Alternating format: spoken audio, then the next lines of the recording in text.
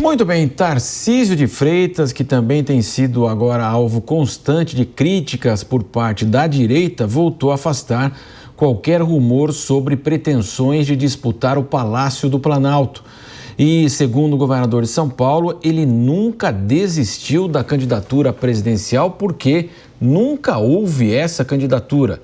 Tarcísio minimizou também as críticas, afirmando ser engraçado o fato de que, mesmo sempre dizendo que seu projeto é a reeleição no estado aqui de São Paulo, as pessoas não acreditam. É por aí mesmo, Henrique Kriegner? Ninguém acredita no Tarcísio que ele quer a reeleição? Olha, Matos, eu acho que esse aqui é mais um evento, na verdade, mais um episódio dessa série de discordâncias. Eu acredito que o governador Tarcísio deu todas as evidências, né, todas as garantias necessárias. O que é que falta? Será que é ele, talvez, sair do país? Não sei, ele sumir da vida... Como? Eu não sei o que mais esperam. Ele já disse repetidas vezes, em diferentes contextos, de que ele não era o candidato à presidência, só seria se tivesse a bênção do presidente Bolsonaro. Não teve. Depois disso, já disse também, mais de uma vez, na verdade, eu consigo lembrar de 3 momentos em que ele reforçou, dizendo que Flávio era o nome e que ele agora se dedicaria, como estava se dedicando, à campanha de reeleição. O que falta para essas pessoas acreditarem que, de fato, ele não é? Porque as garantias que ele trouxe agora, elas, na verdade, são problemáticas para ele. Caso ele mude de ideia, caso ele declare uma campanha, acorde amanhã se sentindo apto para isso e declare aí que é a sua intenção concorrer à presidência da República, vai jogar contra ele mesmo essas palavras que ele lançou. A gente sabe que no Brasil tudo é possível, né? Tudo pode acontecer do dia para a noite, mas dentro do possível e do previsível, o governador Tarcísio já trouxe as garantias necessárias e as palavras necessárias. Eu não sei o que mais é que falta para as pessoas terem um pouco de paz e entender que ele é, sim, candidato à reeleição ao governo do estado de São Paulo e é também um apoiador à candidatura de Flávio Bolsonaro à presidência da República. São 6h28, agora a parte da rede de rádio vai, portanto, para o intervalo. Mas, evidentemente, nós continuamos aqui com essa edição dos Pingos nos Is nesta sexta-feira. Eu quero ouvir o Roberto Mota. Mota, até o seguinte, Tarcísio sempre falou no palanque, mesmo ao lado do Bolsonaro, não estando também o Bolsonaro, da sua fidelidade, que o Bolsonaro é o responsável pela escolha dele aqui em São Paulo, pela sua vitória. A gente já conversou várias vezes aqui também nos Pingos nos Is, dizendo que jamais vai haver um bate-chapa entre Tarcísio e Flávio Bolsonaro, se o Flávio for até o final, evidentemente, na sua tentativa aí de eleição presidencial. Ao que parece também, né, você tem chamado essa atenção, Mota, que todo esse núcleo das notícias parece que também procura agora desestabilizar Tarcísio de Freitas, que tem uma situação muito favorável aqui no estado de São Paulo. São 2 coisas das quais eu quero dar o testemunho aqui, Marcelo, porque eu já fui candidato 2 vezes. Eu passei brevemente por esse mundo da política eleitoral e da política intrapartidária. Eu fui um dos criadores de um partido, o Partido Novo, do qual eu me desliguei em 2016. E as 2 coisas são, primeiro, a política é uma coisa horrível.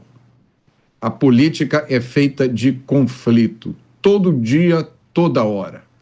A primeira coisa que você descobre na política é isso. Em qualquer cadeira que você sente na política, tem alguém de olho nela e já pensando em te derrubar.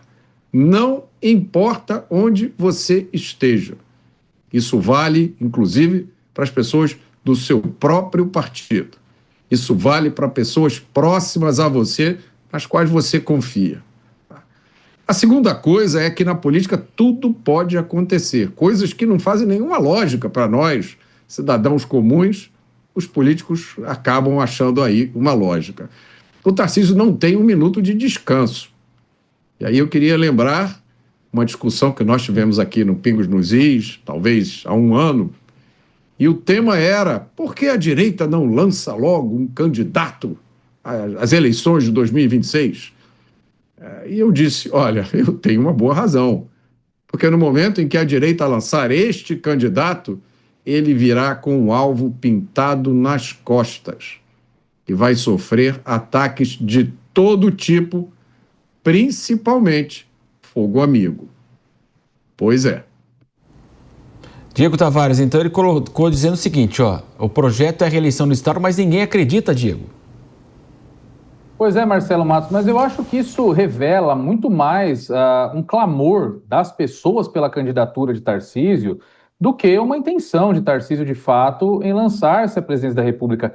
Eu me lembro também há algum tempo, já que o Mota está falando de passado, que contestavam o fato de que Tarcísio, nas manifestações na Avenida Paulista, vestia uma camiseta da seleção brasileira na cor azul, destoando da camisa amarela que Bolsonaro e outros apoiadores vestiam. Naquela época já falavam, olha lá, o Tarcísio, isso é uma mensagem do Tarcísio que se comunica muito bem, ele está querendo se vender ali como um Bolsonaro 2.0, um Bolsonaro mais PSDB, me lembro desse termo ter sido especificamente utilizado por alguns comentaristas em razão da cor azul, evidentemente, mas Tarcísio nunca fez qualquer menção. Aí passaram a analisar os discursos dele, dizendo que o tom das falas de Tarcísio tinha um tom de pré-candidatura, e mesmo assim Tarcísio não dizia nada, nunca dava qualquer sinal mais explícito de que pretendia uma candidatura. Então, as eleições foram se aproximando, o fim do ano foi se aproximando, Tarcísio começou a ser cada vez mais cobrado e dizia, olha, eu farei aquilo que for determinação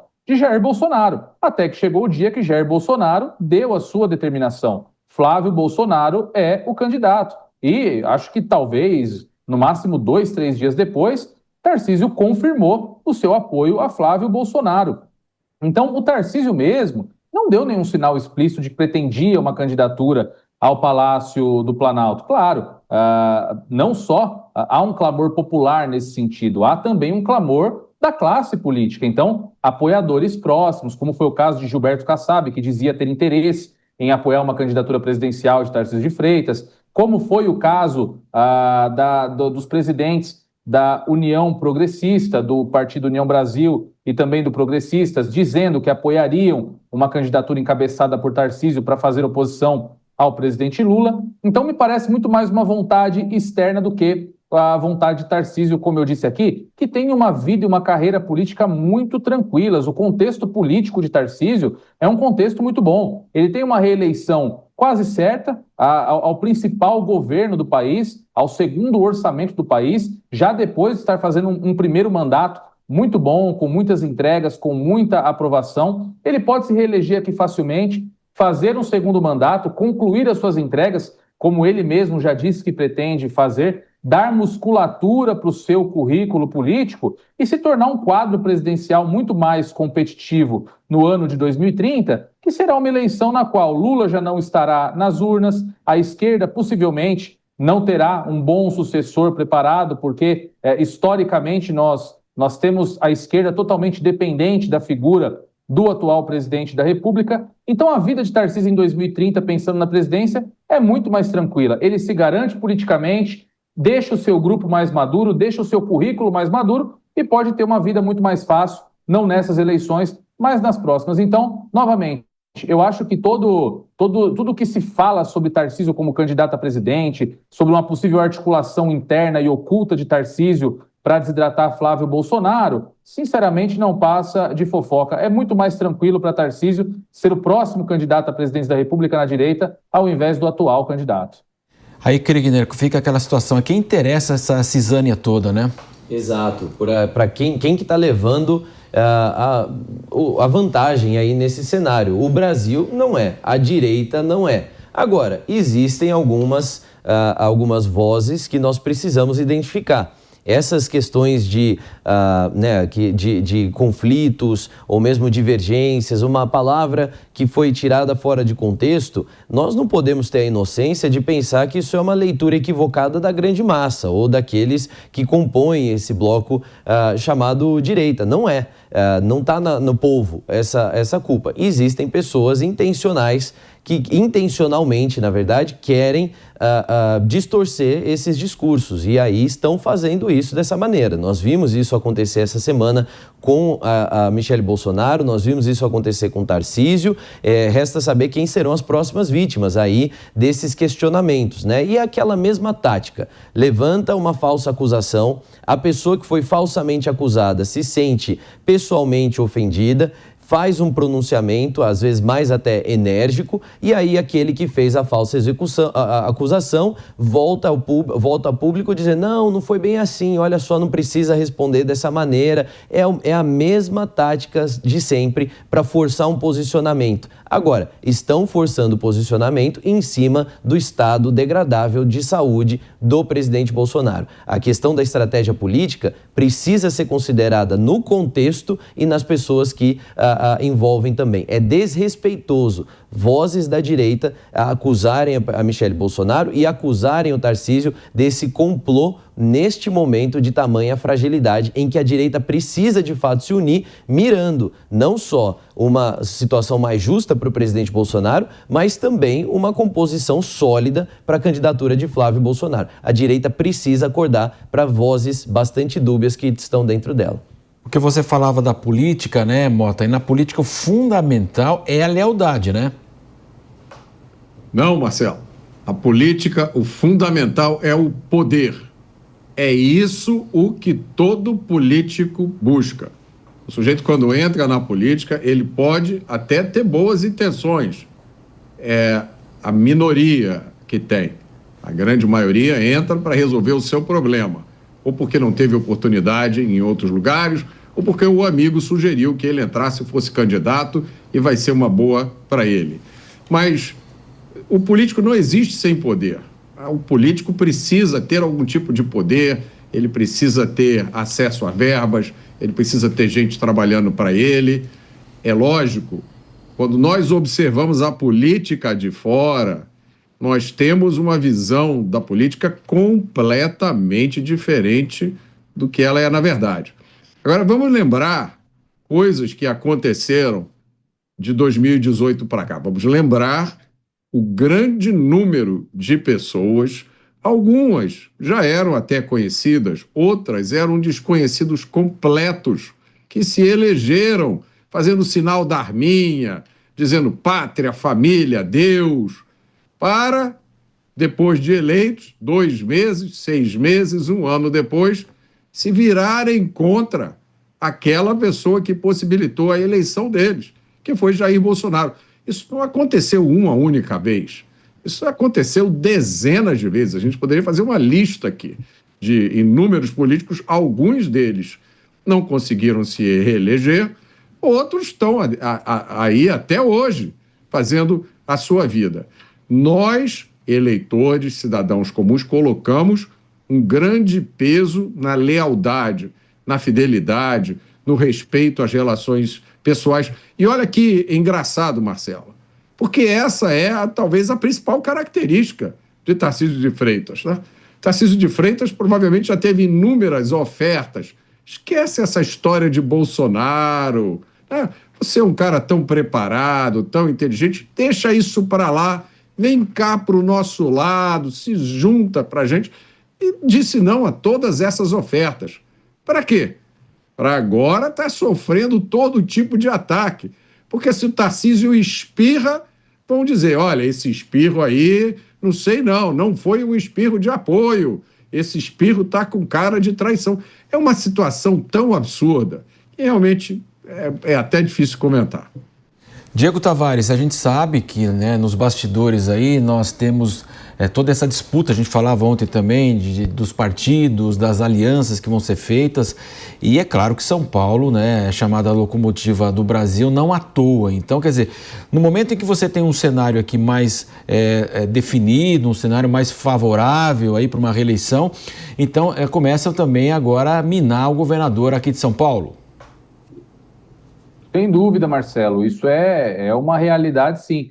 Mas eu acho que Tarcísio, muito embora pesquisas apontem que ele tem uma eleição muito tranquila, não por isso ele baixará a guarda, porque existe oposição E existe oposição que não deve ser desprezada, haja vista que a oposição ao governo Tarcísio hoje conta com a poderosa máquina federal. Ele possivelmente enfrentará o ministro Haddad nas urnas, se não for o ministro Haddad, talvez o vice-presidente da República, Geraldo Alckmin, que já foi governador do estado de São Paulo por 4 vezes, foi o responsável, inclusive, para levar ao presidente Lula boa parte da votação aqui de alguns setores do eleitorado paulista, que foi determinante para a vitória de Lula nas eleições de 2022. Então, muito embora nós tratemos a eleição de Tarcísio como uma eleição relativamente fácil, ele não deve estar acreditando em jogo ganho e também não vai entrar em campo com esse espírito. Acho que vai entrar de forma muito séria para concorrer à sua reeleição. O fato é que a reeleição facilitada de Tarcísio também pode ser um grande ativo para a candidatura de Flávio Bolsonaro na consolidação desse apoio. O próprio Flávio Bolsonaro, sempre que tem a oportunidade de falar sobre sua relação com Tarcísio, salienta a importância do palanque do governador de São Paulo, salienta que é um palanque que todo candidato à presidência da República gostaria de ter. Claro, evidentemente, é o maior colégio eleitoral do país, é um colégio eleitoral que tem a capacidade de definir as eleições. Então, é muito importante essa convergência, é muito importante essa harmonia e, de fato, como foi levantado aqui pelos meus colegas, a alguém interessa promover essa divisão, a alguém interessa que essa penumbra de um racha no núcleo bolsonarista seja pauta todos os dias, a alguém interessa que isso, de repente, ocorra de fato, e certamente não é a direita brasileira, principalmente a direita bolsonarista. Mas, novamente, Tarcísio é um político experiente, é um político que sabe o que faz, aprendeu a se comunicar muito bem e ele entende a importância do voto bolsonarista na composição de qualquer projeto de direita, inclusive no seu projeto de reeleição ao governo do estado de São Paulo. O voto bolsonarista não vence sozinho, mas sem o voto bolsonarista, nenhuma composição no campo da direita é capaz de vencer. Então, Tarcísio está jogando o jogo correto, está fazendo aquilo que tem que fazer, está garantindo o próprio futuro político, seja na reeleição como governador, seja na sua preparação para um quadro à presidência da República em 2030, caso Flávio Bolsonaro não vença as eleições de 2026, evidentemente. Kriegner, já que foi falado de Geraldo Alckmin, né, ele pelo PSDB foi 4 vezes governador aqui de São Paulo. Eles tiveram, PT e PSDB, né, a polarização, várias eleições, pelo menos 4 ou 5. Era a grande polarização da vez na época, né, ele não conseguiu ser eleito presidente da República, formou a chapa com Lula, também numa articulação do PSB, Márcio França. Falando dos nomes aqui, a gente está falando do Tarcísio, então será o candidato à reeleição aqui em São Paulo. Muito se fala se o Alckmin poderia, né, tentar fazer uma tentativa de ser candidato. Eu acredito que essa aproximação do PT, o estado de São Paulo mais conservador, poderia haver um grande empecilho para ele retomar aqueles votos que ele já teve algum dia. Mas de qualquer forma se falou também de Fernando Haddad, que já perdeu para o Tarcísio na última eleição. Então como é que você avalia esse cenário também? E Alckmin deve ser colocado como vice-presidente, né, reconduzido nessa função, mas a gente sabe que também na próxima eleição o Lula não poderá ser candidato. Será que o PT também não pensa em colocar um nome que possa fazer aí nos próximos 4 anos e também ser o candidato futuro? Será que o Alckmin pode, inclusive, ser tirado dessa chapa?